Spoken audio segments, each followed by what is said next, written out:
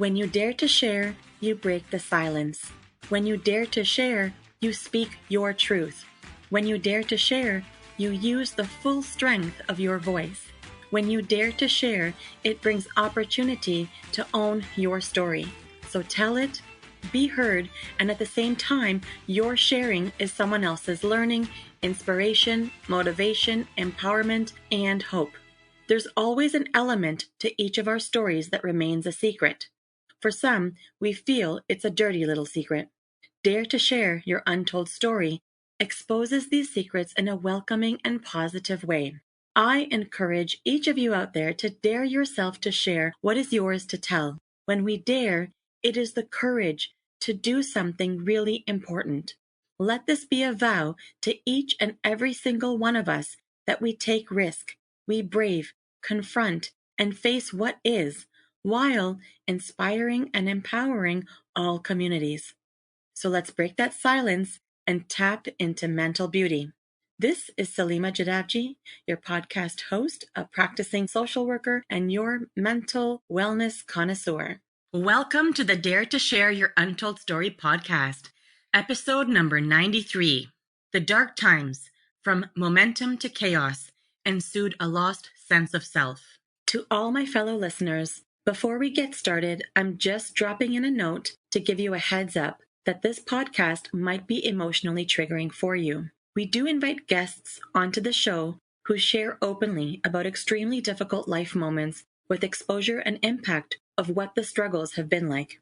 The intensity of each episode could have a variable impact on your emotional and mental well-being based on your own personal story.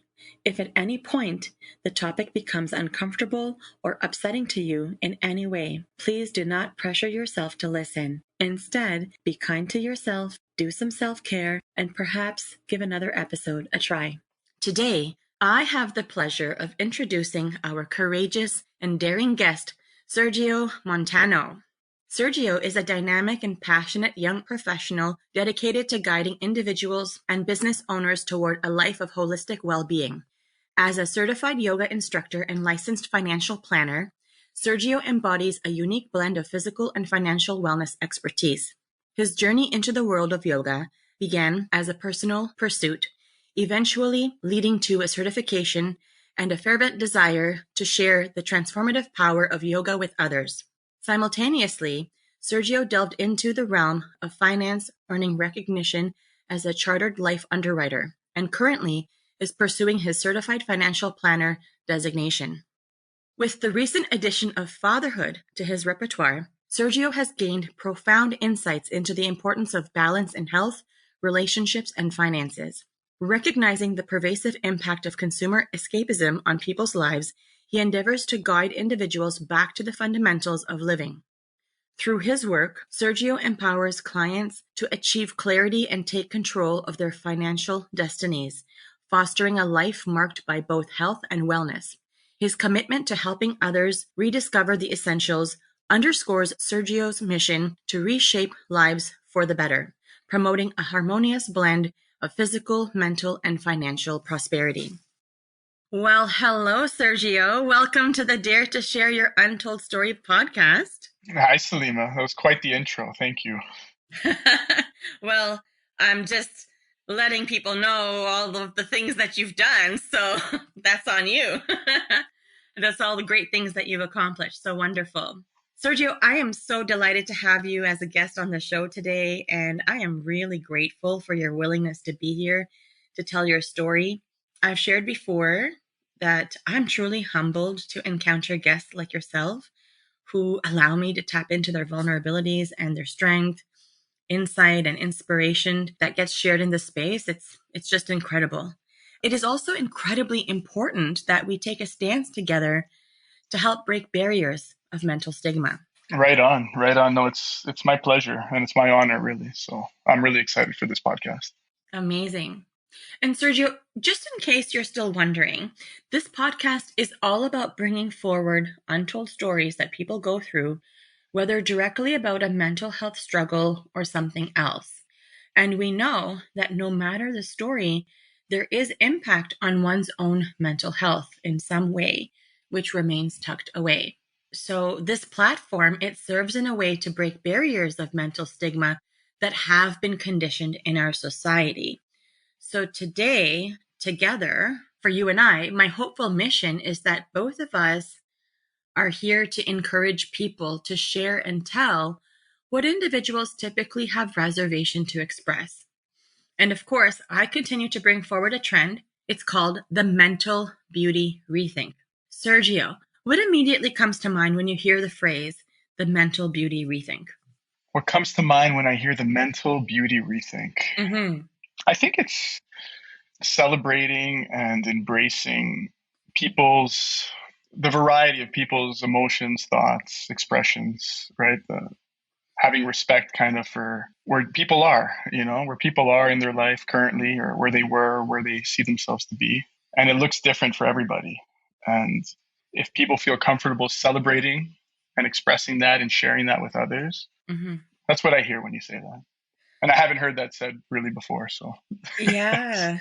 Yeah, it's my jam. And I'm gonna say that it's really beautiful the way you described what comes to mind for you.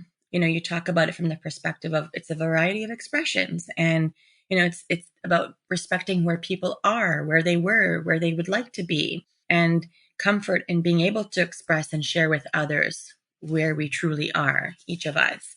There were so many nuggets in what you expressed just now. It's a very intriguing way of looking at it. So thank you for sharing that. That's really awesome. yeah, no problem. All right.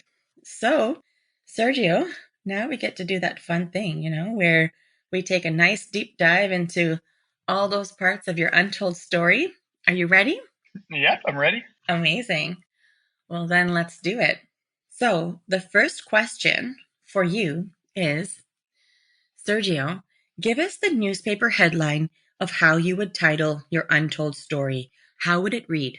From triumph to turmoil, an accomplished and beloved individual faces life altering car accident, navigating a new reality. Mm. Say it one more time, please. So, from triumph to turmoil, accomplished and beloved individual faces a life altering car accident, navigating a new reality. Okay. From triumph to turmoil, accomplished and beloved individual faces life altering car accident, navigating a new reality. Well, now this title says a lot. So touch on what it means to you. So, this is someone whose life's going in a certain way, things are good, and all of a sudden that turns into a 180, things are now bad, and there's an event, call it the car accident. Mm-hmm. And given the severity of that car accident, there's just a new world for that person, for me, right? Mm-hmm. It's just things are now different. And the way I thought life was going or the way I thought life is, it's now altered for me. And how do I deal with that? Mm-hmm. Like where it was and where it is and where am I going? Yeah. Exactly. Okay. Well, now I'm even more intrigued because I want to know more about your story now. So, We can so get into it. We'll get into yeah, it for let's sure. do it. So let's go right there. Tell us what your untold story is all about. Give us your snapshot. So I was, a relatively young person and, early 20s. Okay. And, I had a good job, good benefits and pension and time off and Mm-hmm. opportunity for growth. And I was doing well in my job. Like I was, the work, I was able to accomplish the work and it was understand the work and get it done on time and even Mm-hmm. get it done, early. So I felt empowered at work and I was getting promotions and I was studying and part time, right? Mm-hmm. And I was productive. I was into my health and fitness. I was pursuing my YTT yoga teacher training, Mm-hmm. my 200 hours, and I was getting all these things done, and things were moving. Right, I had the Mm-hmm. wealth, I had health. I went out for my birthday, and we went out to we got some friends together. We went out to a club, and on my way home, I was in the passenger seat in a car, and this woman was driving me home. And before I know it, we're in a car accident. Oh my goodness. We're headed from downtown Toronto, headed to Brampton. Mm-hmm. We were on the highway. on the DVP. Don't ask me why we're on the DVP. I think the Gardner was closed or something. So the Don Valley Parkway for people who don't know Toronto. Right, right. Yeah, people don't Okay. know Which is Toronto. a That's highway. Yeah. which is the highway, right? So Busy highway. before I know it, we crash into the guardrail. We're going pretty fast, and all of a sudden, the cars crash into the guardrail. Oh my The gosh. driver beside me is scared, nervous, right? She's freaking out, not knowing what to do. Mm-hmm. I'm sitting there kind of looking around, taking her in and trying to calm her down. And then realizing that I can't move. And I'm like, oh my God, I can't move. Like I'm trying to move my body and I can't move my body. Mm-hmm. And right there was just like all these thoughts came into my. I was like, am I paralyzed? Like, what's going on? Am I going to die? Am I going to make it from here? What are my parents going to say? Mm-hmm. Mm-hmm. Lots of running thoughts, like lots of thoughts happening at one go. Quickly, quickly. Right. And, I remember I was a lifeguard. So I knew that if you have spinal injuries, you can't wiggle your feet. You lose your nerves stop working properly, right? Right. So I realized that I was able to wiggle my toes. Like, oh, thank God. Like I don't think I'm paralyzed, but definitely something is wrong because I can't move. Like I'm trying to move my legs and I can't move my legs.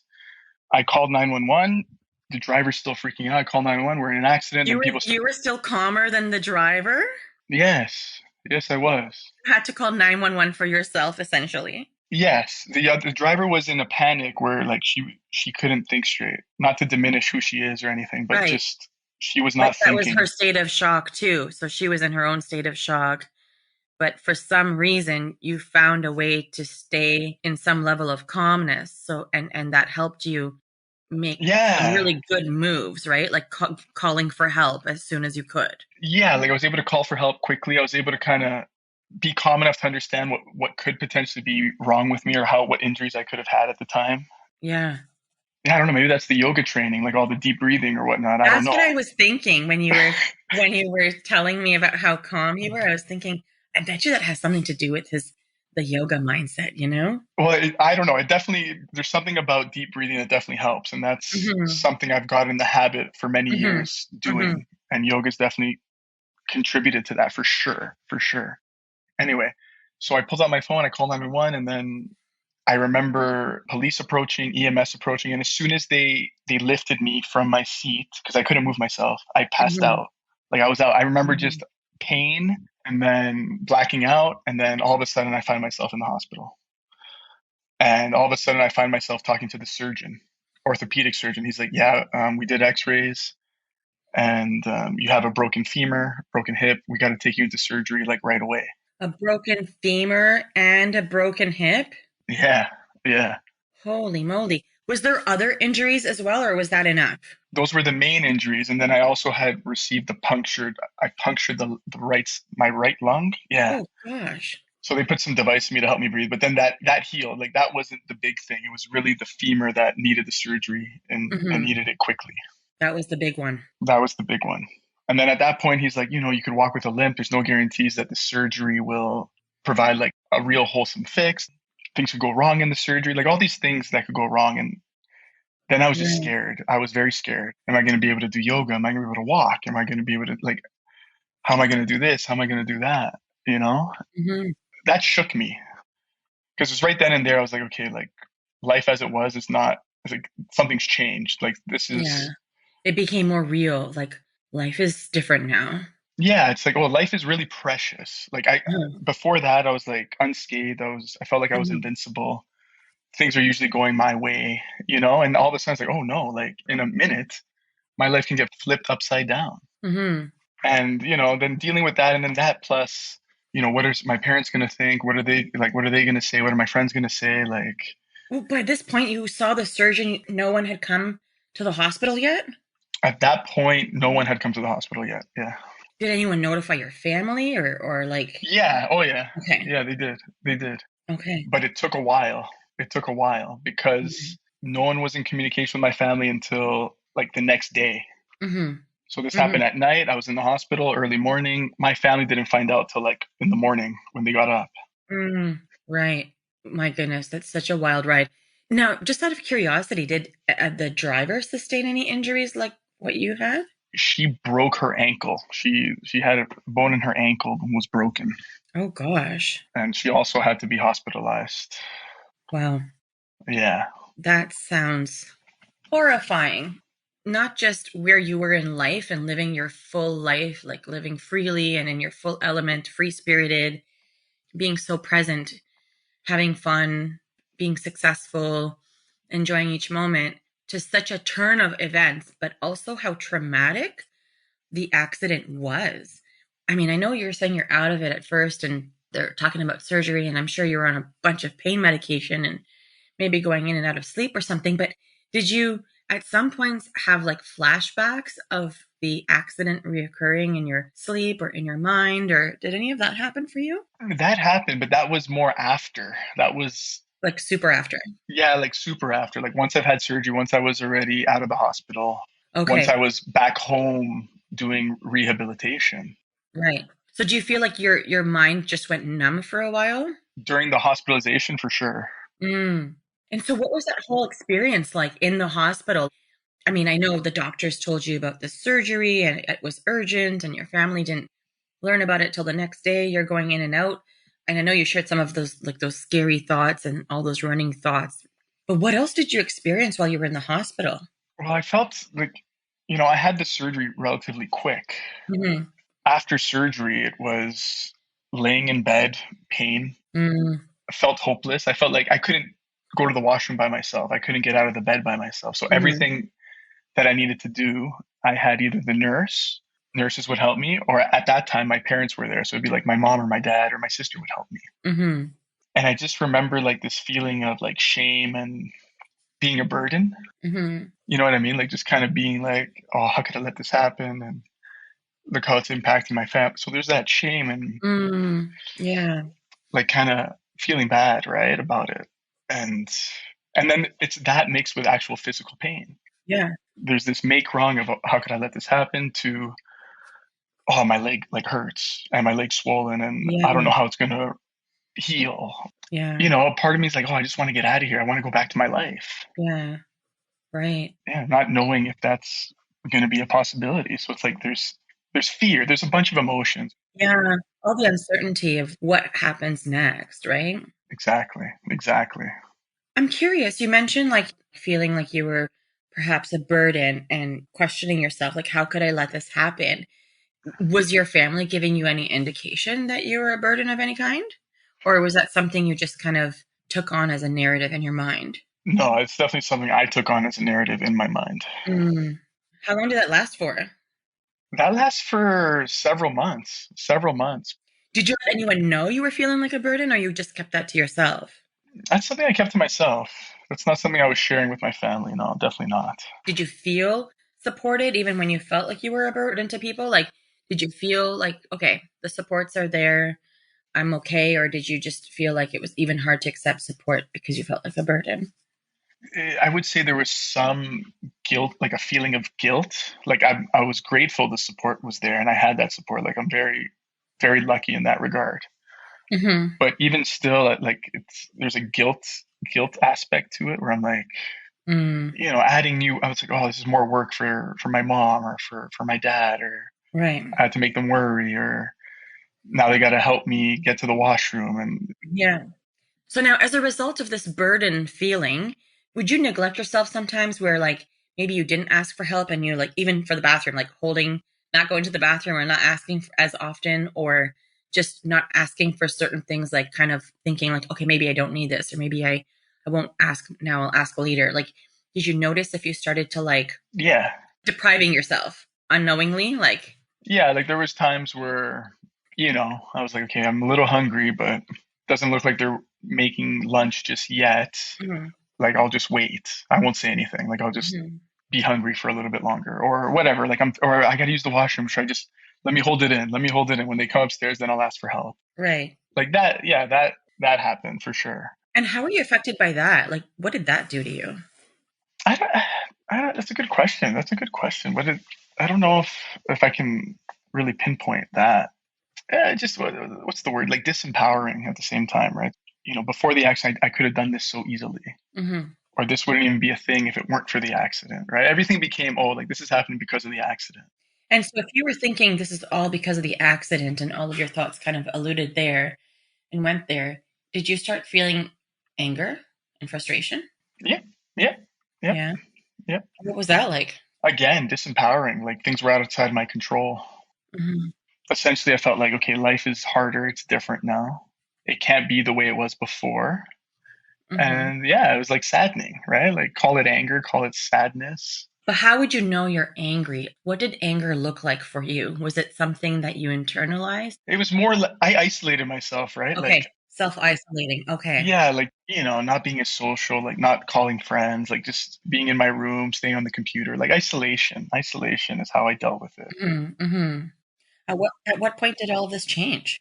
I think when I started getting back out into the world, right? So once rehab was done, I did a lot of physiotherapy, right? I did Hmm. psychotherapy, chiro massage. And then, I started going back to work and I started new business endeavors and started getting back out there, right? Like Right. I was like, okay, Hmm. like, I can still do stuff. I can still perform. I can make things happen. I can have a love life. I can have a social life. Yeah. Hmm. But it took time. Like I had to be able to move again the way I remember moving, like with ease, right? For many Right. months, like more than 6 months, like I wasn't walking properly, Right. right? So I think when I started getting my mobility back, right, when I started not having like so much pain, recurring pain, and I was able to kind of get back out there and shrug off some of that fear and that anger and that resentment, not completely, but a good chunk of it. Yeah. Right. And so, having gone through this really devastating, traumatic car accident, which completely blindsided how you were living life to what you had succumbed to, tell me more about how you were affected, going through the shock of this accident, calling for help, having immediate surgery and post surgery and post hospital, like recovery and this isolation and all of these things that you were experiencing.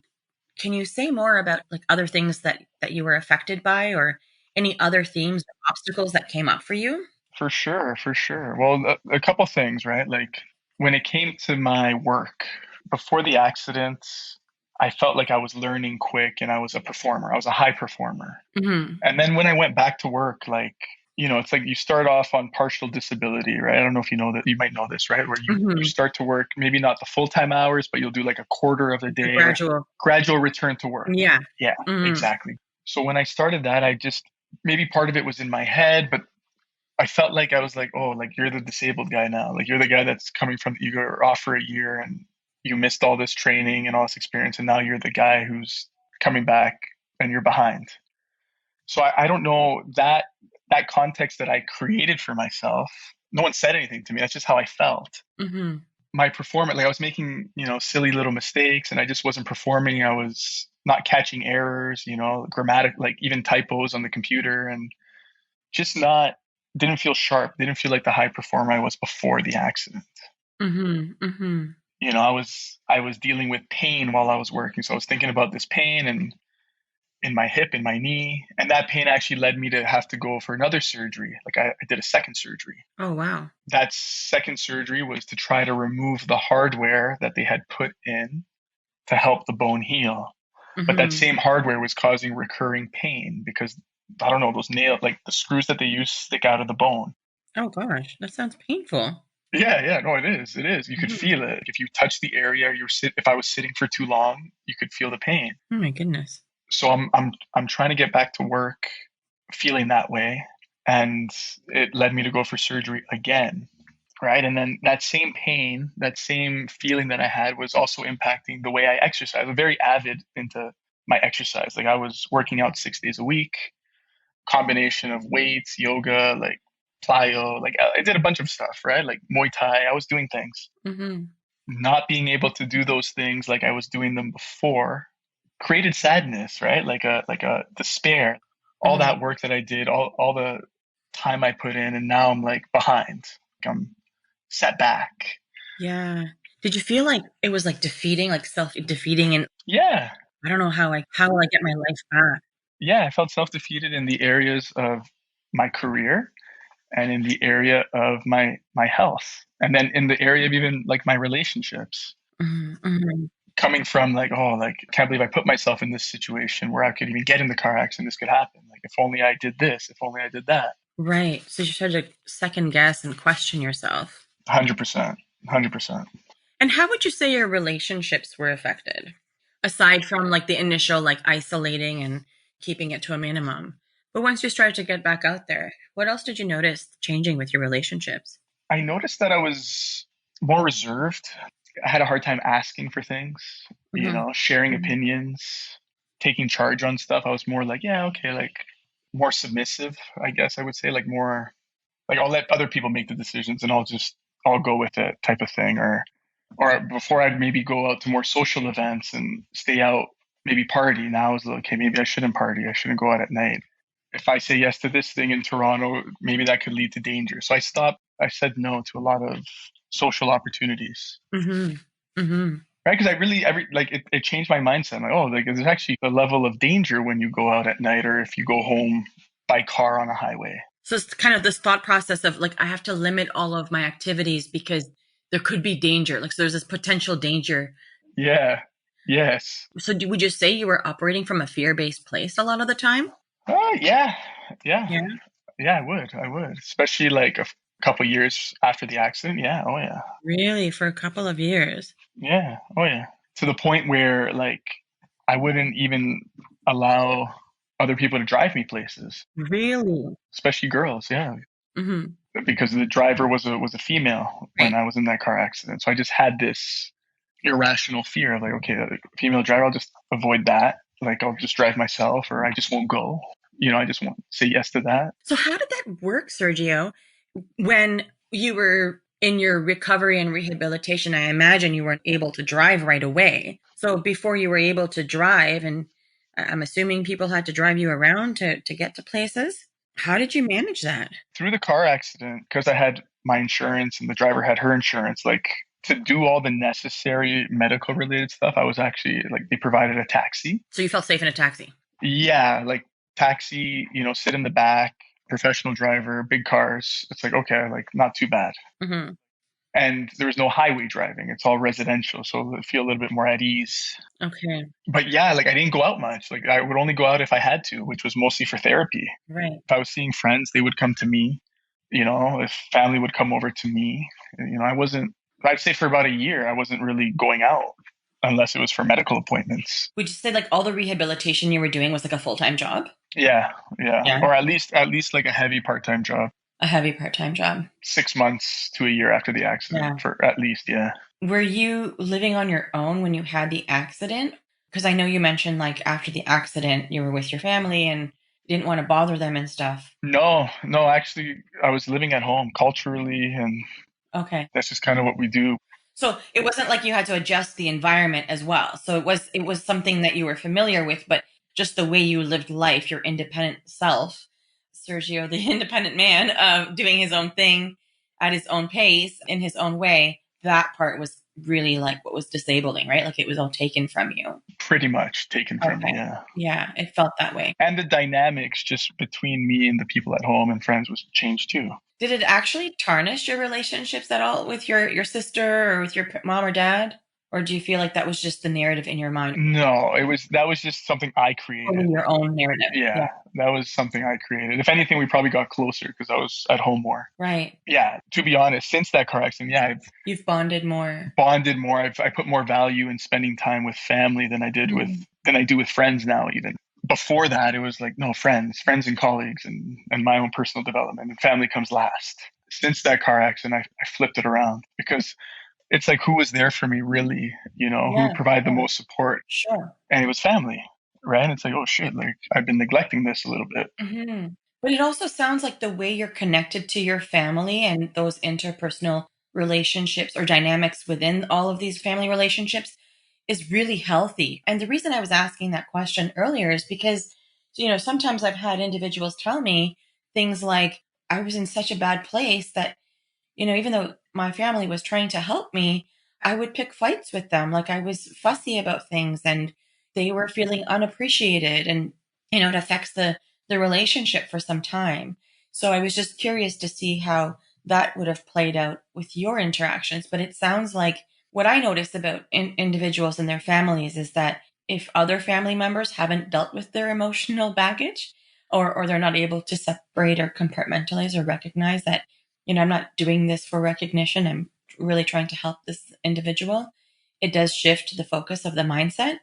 So it sounds like from what you're describing is that that was all very healthy and intact with your family, and now they supported you. Yeah, I think so. Like I've never thought about that, to be honest. Mm-hmm. Yeah, I would probably agree with you. I'd say yeah, like we've had issues before for sure, like conflicts when I was even Mm-hmm. events before that. Right. But overall, no, like the way my family responded to it and was there for me, and Yeah. I was just grateful. There was no Oh, there sure. was no, yeah, there was nothing that they were doing that would really upset me, or I was just Right. pure gratitude. Yeah. It was just your own internal struggle because of all of what was like whipped away from you, right? And such big changes and such big adjustments for you to make. That's right. It's the internal struggle, that turmoil. It can really be soul crushing, right? Like it sounds like you were contending with a lot and not sharing a lot. But I do appreciate, you did mention that in your rehabilitation and when you were able to recover and work through all of that, attending psychotherapy and chiropractic and massage and any other therapy that you needed, you were engaging in that. So it goes to show that you were really focused on doing what you could to regain control of your life, whatever way that was going to look like. Yeah, yeah, I was committed to that. I was committed to that. Hmm.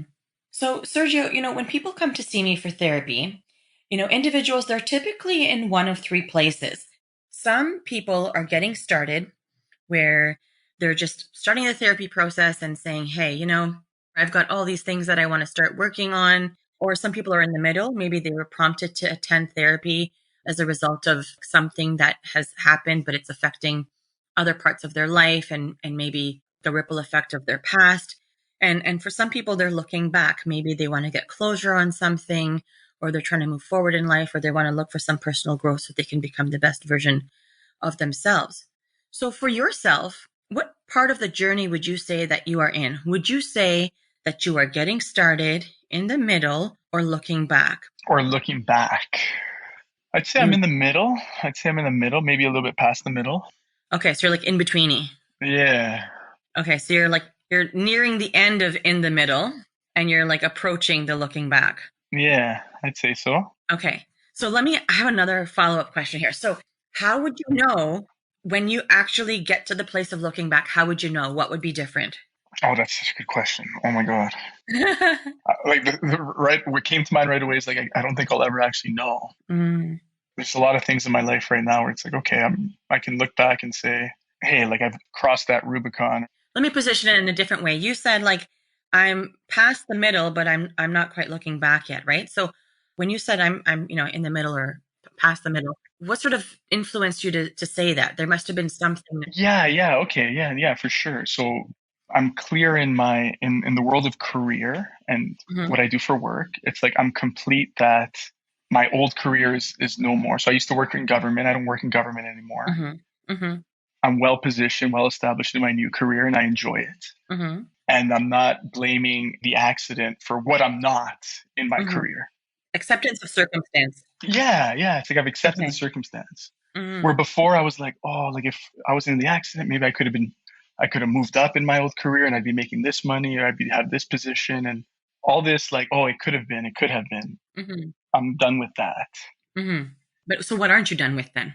I think on the physical side of things, right? Like I'm still Mm, like, okay. yeah, I guess I would say I'm fit and I've taken care of myself since the accident, but like there's still things that I feel that I see in my performance where I'm like, oh, my hip still feels like my hip's popping or my knees are sore or Mhm, I can't hold this wall sit as long as I could before on the left leg, the leg that I broke. mhm. My left leg is smaller than my right. There's things when Yeah. it comes to my physical body Mhm. that I haven't fully accepted or dealt with, I guess. But I'm going to challenge you on that, Sergio, Yeah, because I curious. think hearing you say that, it's like, yeah, it is the physical aspect of your body that you're focusing on. so that's what's become the focus of like, this is what I haven't been able to resolve. But I think what you've shared earlier is that these are the limitations that I just might have. Like, I don't know how much more recovery I can have from this. Right. So I'm thinking, why I'm challenging you is that it's the mindset, right? Because this is you going back into, there's like some insecurity, because when you're comparing your measurement one leg to the other, there might still be a small part of you unknowingly that's saying, this is not my life. I wasn't like this before. You were saying things like, you gave examples like, well, I can't do this, like Wall sit, wall sit. the wall fit, right? So you're still comparing yourself to an earlier time Yes, yes. based on your physical ability. I definitely am. Hmm. So there is like a mindset, emotional, mental state sort of component there that I think it kind of sneaks in. Yes, my thought or just how I think about that is it's maybe I'm wrong, but it's like a physical thing that triggers that mental thing for me. Yeah. So like a physical trigger, like the pain. Like a sensation, for example, a sensation, Yes. Okay, that makes sense. and then that triggers this state of comparing myself to before the accident, where this pain I wouldn't have thought about this pain or felt this pain or this Hmm. discomfort, right? Or this lack of physical performance. Right. So I think I'm still dealing with that. I'm still dealing with that. Yeah. So that's the area. That's what the dealing is. It's not the actual that I can't do a wall sit for as long. It's the trigger and managing that trigger. Yeah. Yeah. Okay. Well, thank you for sharing that. We went somewhere where I didn't know that we would go. So, Sergio, one thing I want to ask you is, after everything that you've shared, talking about how your story unfolded, all the different parts of it, where you are in your timeline, all of the difficulties that you went through, obstacles, can you speak specifically to how your untold story has affected your mental health? Like, I know we started to tease out the emotions you experienced, like anger and shame and feeling disempowered and sheer sadness for like losing your abilities and, the physical limitations. I don't know if you can say more about any of those things, or if there was a particular area of your mental health that kind of got bent out of shape. Is there anything you can share about that? Well, definitely, let's just say before the accident, I never thought about mental health. Hmm. This is my mood, so I feel life is good and I'm not dealing with anything. But after the accident, it's like, there's clear signs of sadness, depression, wishing things were different, Hmm. anxiety, like not knowing the future. And even still, that it lingers. Like, it's like, okay, what if this pain leads to this? What if this means that? What if I have to go for surgery again? What if I get another car accident? Like, there's a lot of, So a lot of what if thoughts, which are all rooted in anxious thoughts, right? yeah, and all related, and all come from different signals, whether it's pain or Mm, whether it's a quick yeah. thought about the event that night or whatever. Mm, Talking to someone who I used to work with in government, and then I'm not there anymore. Just, I don't know, different reminders, right? different reminders. Yeah. Memories. Yeah. Hmm. So that's distinct.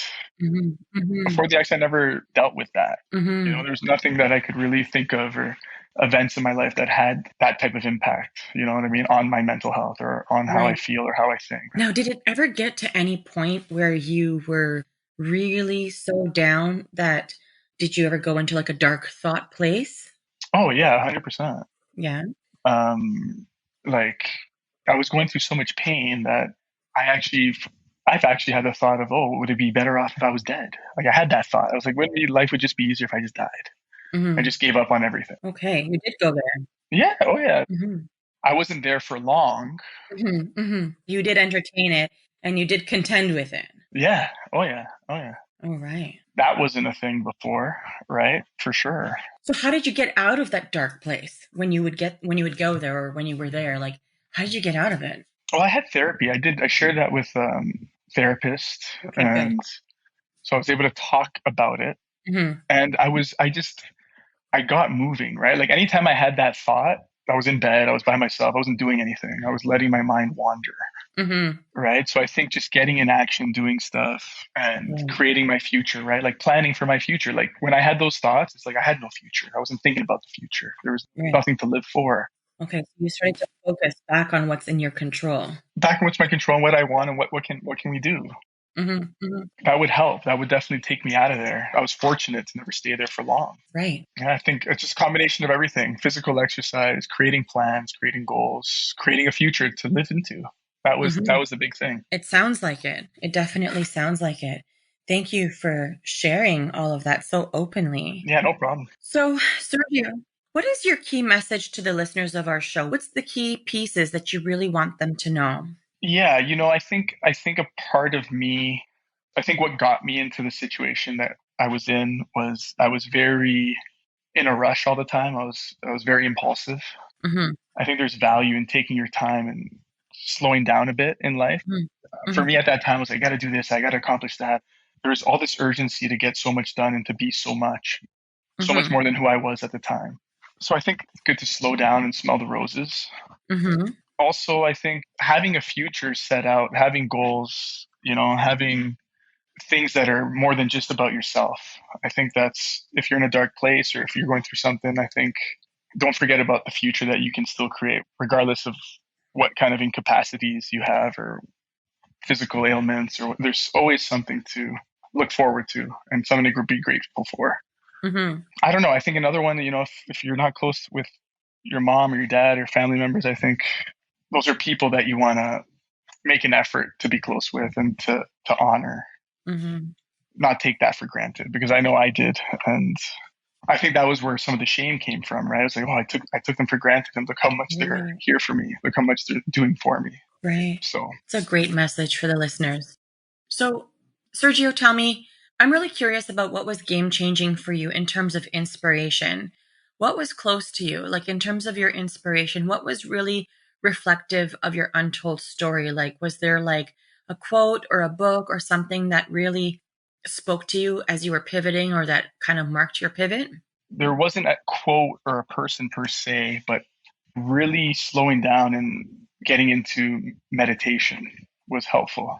Like Mm-hmm. before, I was very, what's the word I'm looking for? Like fiery and physical and intense. And I think there was some magic in slowing down and going inward, Mm-hmm. just really being with myself. Yeah, I was in such a rush that I couldn't really be with my thoughts, my emotions, etc. Mm-hmm. Mm-hmm. So the meditation helped you like connect to your emotions and to yourself. Yeah, and to just be with the physical sensations that I felt, whether it's in my knee or my hip or whatever pain area, Mhm. that helped a lot. That helped a lot. Yeah, that's a great reminder for people, and that's really great. Okay, so tell me, what is a cause or an organization that has been impactful to you on your journey that you would like to give a shout out to? Yeah, sure. There was a professional development company called Landmark Worldwide. Okay. They're in Toronto. They're all over the world, but they're in Toronto. Mm-hmm. That was helpful in my mental health journey, I would say. Like it helped me separate facts from fiction, where I Mm-hmm. was making up a lot of fiction Mm-hmm. based on some facts, and I let that fiction drive my emotions in different directions. Yeah. Yeah. Being able to separate that in real time or when it's happening is very helpful in life and gives you so much power. Yeah. It sounds like you learned concrete tools Yes, for sure. to help you. Yeah. All right. And so, how can people connect with you if they would like to? What platforms are you findable on? On the big ones, people could find me on LinkedIn, Facebook, Instagram. If they want to Google longevity achieved, Google that, go to our website. You could find me there, connect with me there. Amazing.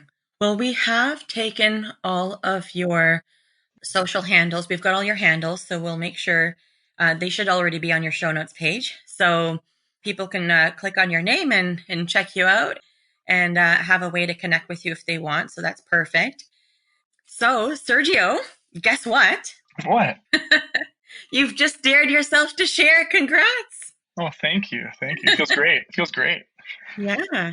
Sergio, you know what? I would really just like to take a moment to express my gratitude for the deep story shared in this space today. It's been really refreshing to hear the delicate pieces of your story, the impact, the wounding, and how you've been able to get to a place of grounding as well. Like I was saying, your willingness to share deeply without any hesitation, this is really admirable. And your story is definitely encouraging, and it must be shared and needs to be heard. And so I'm truly grateful to have been able to hear and witness your story today. So thank you for the deep conversation and for all the daring and sharing. No, thank you, Salim. It was a pleasure. It's my honor. Oh, wonderful. Okay. So once again, Sergio, thank you for being part of Dare to Share Your Untold Story and helping to be a voice in breaking down the barriers of mental stigma. To all of our listeners, if you like what you've been hearing on this podcast and you want to be part of breaking down barriers of mental stigma, I invite you to go wherever you are listening to the episode and hit subscribe. Leave us a comment or a review of the episode and maybe how you relate to it. To learn more about what we offer, visit www.daretoheal.co. And if you are feeling ready and brave to share, please submit your story by visiting www.daretoshare.co. Thanks for joining in.